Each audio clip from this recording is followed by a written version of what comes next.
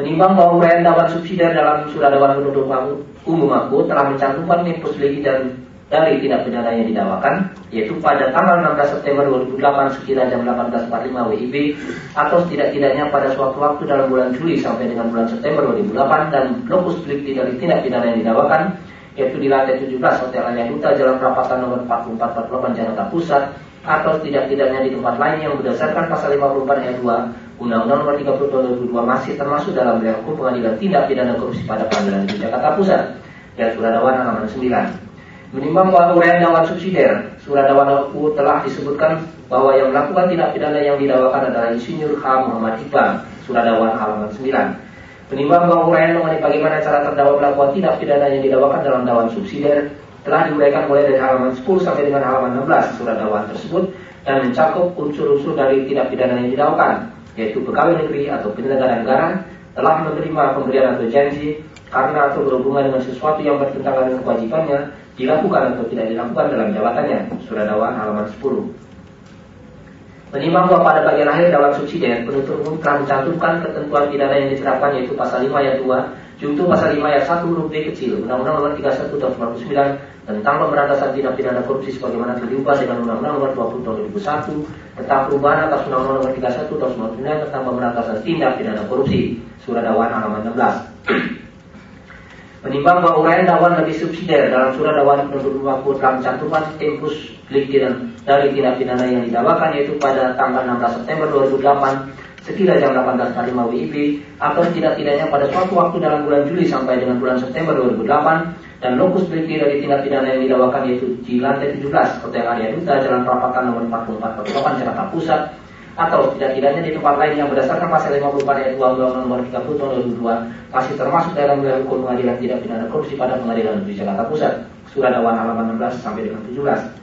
Menimbang bahwa dalam uraian dakwaan lebih subsidiar surat dakwaan aku telah disebutkan bahwa yang melakukan tindak pidana yang didakwakan adalah terdakwa Insinyur H. Muhammad Iqbal, lihat surat dakwaan halaman 16. Menimbang bahwa uraian mengenai bagaimana cara terdakwa melakukan tindak pidana yang didakwakan dalam dakwaan lebih subsidiar telah diuraikan mulai dari halaman 17 sampai dengan halaman 22 surat dakwaan tersebut dan mencakup unsur-unsur dari tindak pidana yang didakwakan, yaitu pegawai negeri atau penyelenggara negara yang menerima hadiah atau janji padahal diketahui atau patut diduga bahwa hadiah atau janji tersebut diberikan karena kekuasaan atau kewenangan yang berhubungan dengan jabatannya, atau yang menurut pikiran orang yang memberikan hadiah atau janji tersebut ada hubungan dengan jabatannya, surat dakwaan halaman 17. Menimbang bahwa pada bagian akhir dakwaan lebih subsidiar surat dakwaannya Inkasu, penuntut umum telah mencantumkan ketentuan pidana yang diterapkan, yaitu pasal 11 Undang-Undang nomor 31 tahun 1999 tentang pemberantasan tindak pidana korupsi sebagaimana telah diubah dengan Undang-Undang nomor 20 tahun 2001 tentang perubahan atas Undang-Undang nomor 31 tahun 1999 tentang pemberantasan tindak pidana korupsi, surat dakwaan halaman 23. Menimbang bahwa dengan demikian secara keseluruhan uraian dakwaan dalam surat dakwaan penuntut umum nomor DAK 04/24/1 2009 bertanggal 23 Januari 2009, baik dakwaan primer, dakwaan subsidiar maupun dakwaan lebih subsidiar telah memenuhi syarat formal maupun syarat material, yaitu telah disusun secara cermat, jelas dan lengkap sehingga memenuhi ketentuan pasal 143 ayat 2 huruf A dan huruf B Undang-Undang nomor 8 tahun 81 tentang hukum acara pidana atau KUHP. Oleh karenanya surat dakwaan tersebut adalah sah dan dapat diterima sebagai dasar pemeriksaan perkara ini. Menimbang bahwa berdasarkan hal yang telah dipertimbangkan secara keseluruhan sebagaimana diuraikan di atas, maka nota keberatan terdakwa dan nota keberatan atau eksepsi tim penasihat hukum terdakwa dalam perkara ini haruslah dinyatakan tidak dapat diterima. Menimbang bahwa oleh karena keberatan terdakwa dan tim penasihat hukum terdakwa tidak dapat diterima, maka pemeriksaan dalam perkara ini dilanjutkan. Mengingat pasal 143 dan pasal 156 Undang-Undang nomor 8 tahun 81 tentang Undang-Undang Hukum Acara Pidana, junto pasal 62 Undang-Undang nomor 30 tahun 2002 tentang Komisi Pemberantasan Tindak Pidana Korupsi. Mengadili 1. Menyatakan keberatan terdakwa dan tim penasihat hukum terdakwa Insinyur H. Muhammad Iqbal tidak dapat diterima.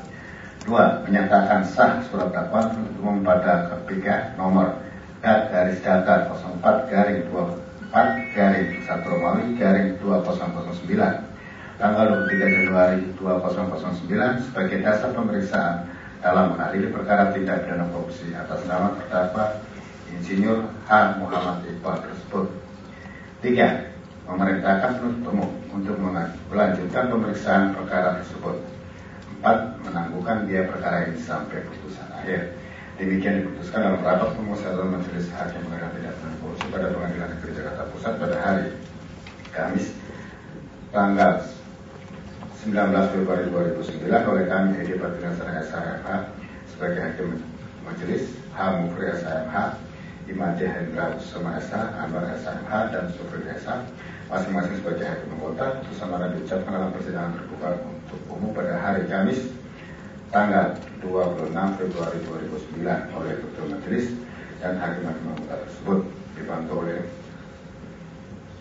Suswanti SH sebagai panitera pengganti dan dihadiri oleh Sarjono Turin SHMH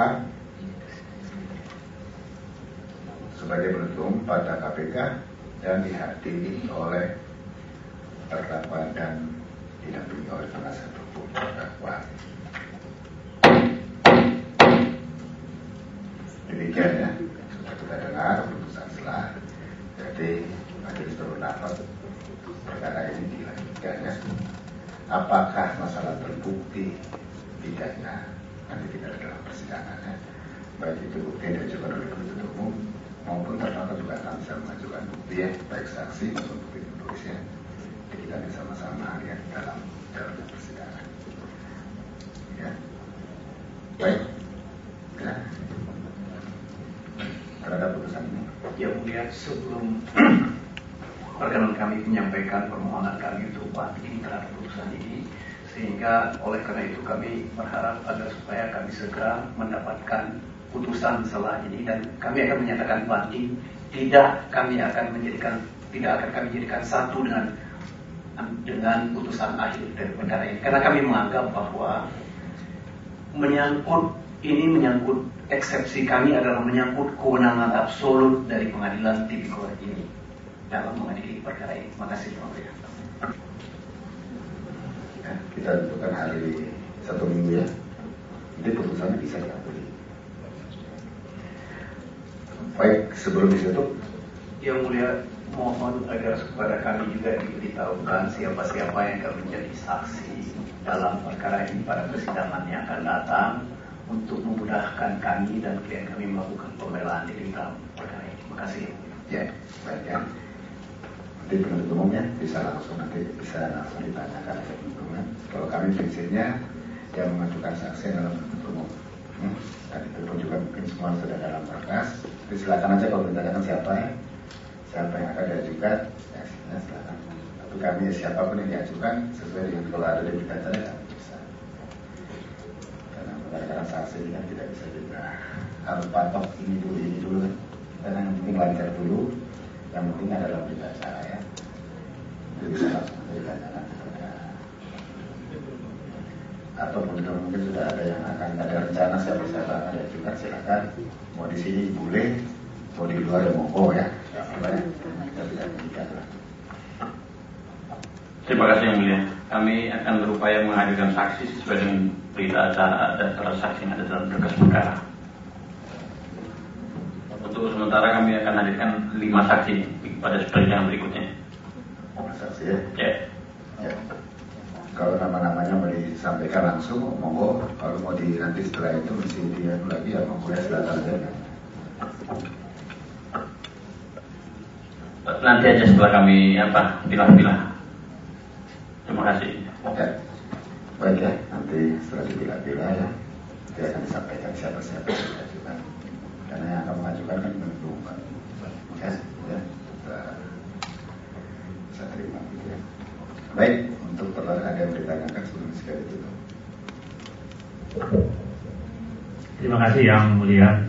Pada prinsipnya saya sebagaimana yang telah sampaikan terdahulu siap untuk mempertanggungjawabkan apa yang akan dipersidangkan di dalam majelis ini, dan saya berharap bahwa kita bisa bersama-sama mencari kebenaran, bukan hanya sekedar mencari target. Terima kasih. Ya, memang tidak kita harapkan ya. Jadi saudara juga perlu ajukan ada siapa ada saksi kiranya sama-sama mencari kebenarannya.